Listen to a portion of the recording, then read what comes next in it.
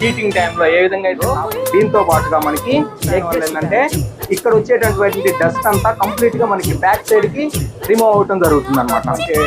Dust అనేది మనకి ఇక్కడ తక్కువ ఉంటుంది కాబట్టి ఇక్కడ బిగించడం జరిగింది అనమాట.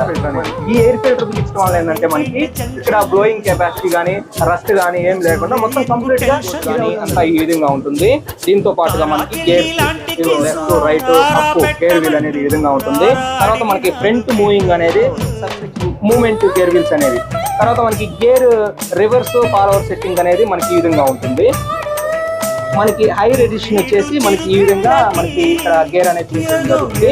దీంతో పాటుగా మనకి రైట్ లెఫ్ట్ లైట్ సింబల్ అనమాట, మనకి డౌన్ అప్ డౌన్ కి, తర్వాత మనకి లైట్ ఫార్వర్డ్స్, తర్వాత మనకి జనరేట్ బ్యాక్ సైడ్ ఉన్నటువంటి ఓవర్లోడ్ కి, తర్వాత కీ బటను. ఇంకా మీరు చూసుకున్నట్లయితే మనకి డ్రైవింగ్ సెన్సార్ వచ్చేసి మూమెంట్ రైట్ సైడ్ మూమెంట్ అంటే మనకి ఈ విధంగా ఉంటుంది. మనకి రెడ్ లైన్స్ వచ్చేసి #1 బ్రాండ్ లో #1 ఉంటుంది.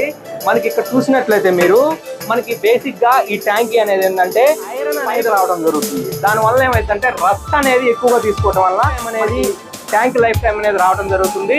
దీంతో పాటుగా మనకి ఏదైనా ప్రాబ్లం వచ్చినప్పుడు ఏంటంటే మనం ఇది ఆగర్ లెంత్ అనేది ఏంటంటే మనకి కంప్లీట్ గా ఓపెన్ చేసుకోవచ్చు.